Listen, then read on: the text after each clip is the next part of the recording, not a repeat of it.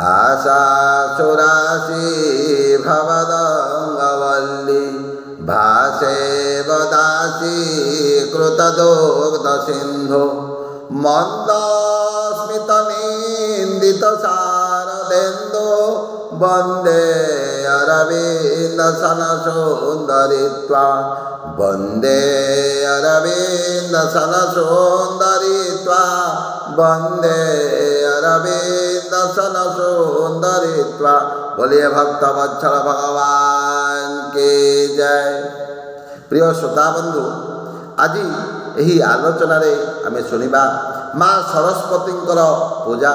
प्रकृत में सरस्वती पूजा करिवार विधि कौन रही एवं यही पूजा को करने द्वारा किभली भाव में मूर्ख पंडित परिणत होता है, अज्ञानी ज्ञान को प्राप्ति करें, ताहले घरे घरे पूरे पूरे यही पूजा को आम किभली भाव में पालन करवा, यही पूजा को किभली भाव में करवा दरकार, कौन रही सब विधि चलतु आज से उपरे आलोचना करवा। एवं केउ मंत्र माँ को यही दिन पूजा कले विद्यार्थी विद्या को लाभ करें, अज्ञानी ज्ञान को प्राप्त करें, मूर्ख पंडित हो जाए।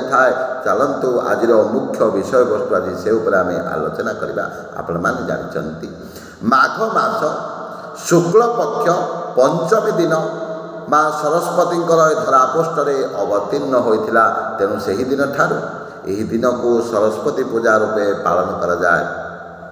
से ब्रह्मा मानस कन्या रूप में धरापृष्ठ अवतीर्ण होते, तेणु माघ मास शुक्ल पक्ष पंचमी को सरस्वती पूजा रूपे आज आकुमारी हिमालय पर्यंत समस्त शिक्षानुष्ठान मानकरे समस्त ऑफिस मानकरे एवं घरे घरे यही पूजा को पालन करा जाए। कहीं ना माँ हेले हंस वाहिनी, से निजे बिना पानी, से निजे विद्यादायिनी, से निजे बुद्धिदायिनी, से निजे ज्ञान प्रदायिनी। आउ जदि ध्यान करिब मूर्ख मध्य कालिदास भली पंडित परिणत हो जाए। तेणु सन्थ गोस्वामी श्री रामचरित मानस ग्रंथर प्रथम लिखुंट कहले वर्णानाम अर्थ संज्ञानाम रसानाम छंदसामपि मंगलानाम च कर्तारो वंदे वाणी विनायक। अति सुंदर भाव में वाल्मीकि लिखित तुलसीदास वर्णना करछंती। ठीक से भाव में जेकोसी विद्यारंभ हो, जेकोसी शास्त्र आरंभ हो, प्रथमे माँ सरस्वती को एवं गणेश को प्रार्थना करा जाए। ठीक से भाव में आपण मैंने जानते मास मानक मध्य मार्गशीर मासर किछिटा प्राधान्य रही। माँ लक्ष्मी को से दिन पूजा करा जाए। ठीक से भाव में बसंत ऋतुर किछि प्राधान्यता रही। यही बसंत ऋतुर आगमन में समस्त वृक्षलतार नूतन पत्र सब कहली थाए एवं सबुजिका अति सुंदर देखा जाए।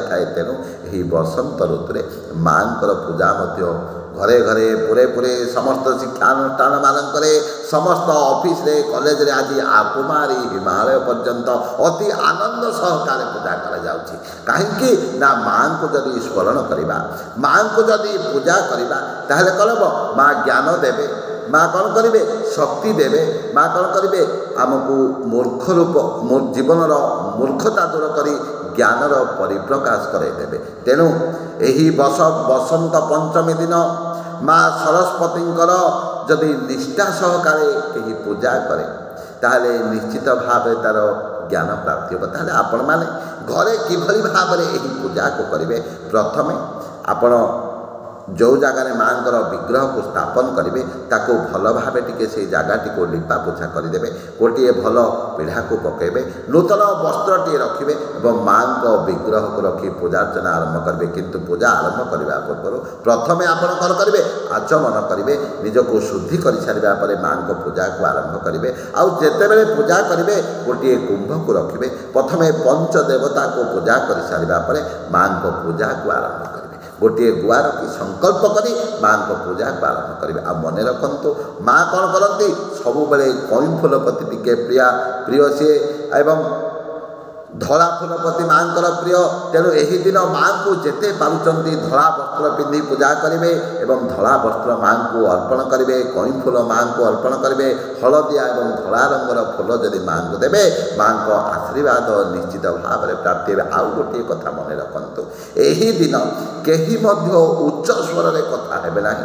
ଘର ମଧ୍ୟରେ ଯେତେ ଶାନ୍ତ ରଖି ଏହି ପୂଜାକୁ କରିବେ ମାଆଙ୍କର ଆଶୀର୍ବାଦ ସେତେ ଶୀଘ୍ର ଆପଣ ପ୍ରାପ୍ତି କରିବେ। କାହିଁକି? ମା ହେଲେ ଶାନ୍ତି ପ୍ରଦାୟିନୀ। ମାଆଙ୍କୁ ସ୍ମରଣ କଲେ ଯେତେବେଳେ ପଣ୍ଡିତ ବିଦ୍ୱାନ ଜ୍ଞାନ ଯାହାର ପାଖରେ ବଳିଯାଏ ସେ ସବୁବେଳେ ବିନମ୍ର ଭାବରେ କହିଥାଏ, ଯେହେତୁ ମା ହେଲେ ଜ୍ଞାନଦାୟିନୀ ବିଦ୍ୟା ପ୍ରଦାୟିନୀ ବୀଣା ପାଣି, ତେଣୁ ମାଆଙ୍କୁ ଯେଉଁଦିନ ପୂଜା କରୁଛେ ଘରେ ସେହିଦିନ କେହି ମଧ୍ୟ ଉଚ୍ଚ ସ୍ୱରରେ କଥାବାର୍ତ୍ତା କରିବେ ନାହିଁ। ଘର ମଧ୍ୟରେ ଶାନ୍ତି ବଜାୟ ରଖିବେ, ମାଆଙ୍କର ଆଶୀର୍ବାଦ ପ୍ରାପ୍ତି ହେବ। ତାହେଲେ ଏହି ଦିନ ମାଆଙ୍କୁ ଧଳା ଫୁଲ ଏବଂ ହଳଦିଆ ଫୁଲ ଦେଇ ପୂଜା କରିବେ। ଆଉ ଗୋଟିଏ କଥା ମନେ ରଖନ୍ତୁ, ଯେତେବେଳେ ଆପଣଙ୍କ ଘରେ କୌଣସି ପିଲାମାନେ ପାଠ ପଢ଼ୁଛନ୍ତି ତେଣୁ ଗୋଟିଏ 108 ରୁଦ୍ରାକ୍ଷ ମାଳକୁ ଆଣିବେ, ମାଆଙ୍କ ମୂର୍ତ୍ତି ପାଖରେ ରଖି ତାକୁ ପୂଜା କରିବେ ଏବଂ ପୂଜା ସରିବା ପରେ ବିଦ୍ୟାର୍ଥୀମାନେ କ'ଣ କରିବେ, ସେହି ରୁଦ୍ରାକ୍ଷ ମାଳକୁ ହାତରେ ଧରି ଓಂ ऐं ଶ୍ରୀଂ ସରସ୍ୱତୀ ନମଃ ସେହି ଦିନଠାରୁ ପ୍ରତ୍ୟେକ ଦିନ ସ୍ନାନ ସରିବା ପରେ 108 ଥର ଯଦି ଏହି ମନ୍ତ୍ରକୁ ଉଚ୍ଚାରଣ କରିବ ନିଶ୍ଚିତ ଭାବରେ ଯେଉଁ ମୂର୍ଖ ପୁତ୍ର ପଣ୍ଡିତ ବନିବ ଏବଂ ଅଜ୍ଞାନୀ ଜ୍ଞାନକୁ ପ୍ରାପ୍ତି ହେବ ଏବଂ ମାଆଙ୍କର ମା ସରସ୍ୱତୀଙ୍କର ଆଶୀର୍ବାଦ କରୁଣାର ବାରି ନିଶ୍ଚିତ ଭାବରେ ବୃଷ୍ଟି ହେବ। ତେଣୁ ଯେଉଁ ବିଦ୍ୟାର୍ଥୀମାନେ ବିଦ୍ୟା ପ୍ରାପ୍ତି କରିବା ପାଇଁ ଚାହୁଁଛନ୍ତି ଏବଂ ଛୋଟ ପିଲାମାନେ ସେହି ଦିନଠାରୁ କ'ଣ କରିବେ, ଖଡ଼ି ଲେଖା କାର୍ଯ୍ୟକ୍ରମକୁ ଆରମ୍ଭ କରନ୍ତୁ। ପ୍ରଥମ ଥର ଖଡ଼ି ଛୁଅନ୍ତୁ, ତାହେଲେ ମାଆଙ୍କର ଆଶୀର୍ବାଦ ରହିବ, ମାଆଙ୍କର କରୁଣାର ବୃଷ୍ଟି ରହିବ। ତାହେଲେ ଆପଣ କ'ଣ କରିବେ, ସହଜରେ ବୁଦ୍ଧି ଦାୟିନୀ ସେ, ଜ୍ଞାନ ପ୍ରଦାୟିନୀ ସେ, ବୀଣା ପାଣି ସେ, ତାଙ୍କୁ ଧ୍ୟାନ କଲେ ଜୀବନର ଅଜ୍ଞାନତା ଦୂର ହେବ, ଜ୍ଞାନ ଆମେ ନିଶ୍ଚିତ ଭାବରେ ପ୍ରାପ୍ତି ହେବା। ଆଉ ମାଆଙ୍କୁ କ'ଣ ବୋଲି ଆମେ ପ୍ରାର୍ଥନା କରିବା, ଅଭୟଦାୟିନୀ ଜ୍ଞାନ ପ୍ରଦାୟିନୀ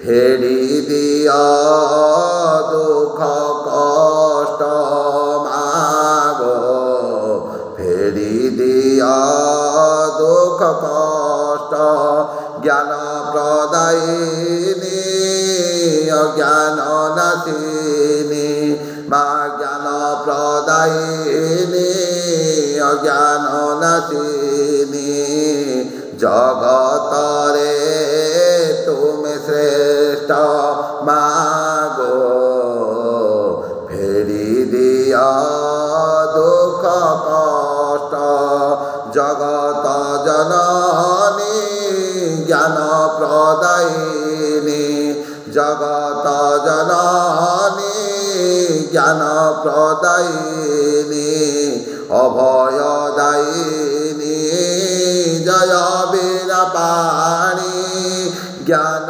বারে ঢালু থাও মাগো জ্ঞান বারে ঢালি দিও। এইভଳି ଭାବରେ ମାଆଙ୍କୁ ପ୍ରାର୍ଥନା କରିବା। ଆଶା ସୁରାଶି ଭବଦଙ୍ଗ ବଲ୍ଲୀ ଭାଷ୍ୟ ବଦାସି କୃତଦୁକ୍ତ ମନ୍ଦ ସ୍ମିତ ନିନ୍ଦିତ ଶାରଦେନ୍ଦୁ ବନ୍ଦେ ଅରବିନ୍ଦ ସନ ସୁନ୍ଦରୀତ୍ୱା।